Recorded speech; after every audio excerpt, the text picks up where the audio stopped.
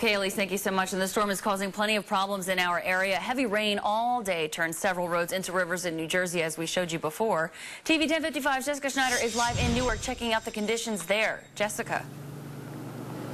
Alice, these streets are submerged. You can see the water. It's just about up to my knees, and I'm actually standing on the sidewalk. The farther into the road you get, it's about waist high. We've seen cars struggling to get through this. Some of them have actually made it through here, but as you can see, right down there, the car with its blinking lights on, it is stuck. The water is up to its hood, so that car in pretty bad condition. And if you look at this, come back here.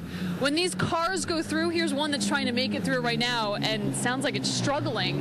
And you can see the waves that actually come up over us. So this car actually just died behind us. Other cars out here earlier screeching to a halt before it got to that point. Vehicles stuck in the middle of the road, sitting in more than 2 feet of water. The floodwaters acting like a tidal wave on these Newark back streets. You can see these cars literally bobbing up and down when a tow truck went by, creating some serious waves. I just seen that there was like a lot of water. At first I thought it was clear, but then when I'm looking, I'm like, this person is like cat a corner and hell no. Queenie Cooley stopped her car as soon as she realized just how high this water was, opting to turn around and find another way home. I just had to back out of there before I got stuck because I've been doing 7 to 7 and I just got out of work and I'm not beat to staying out of there. The rapidly rising waters picked up this newspaper dispenser and carried it down the street. People could barely walk, clinging instead to fences to get them through.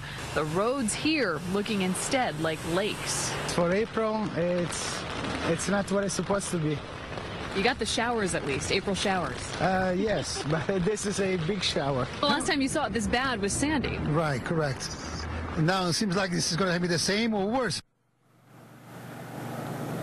So you can see firsthand the problems that this is causing. Just before we went to that story, this car tried to make it through.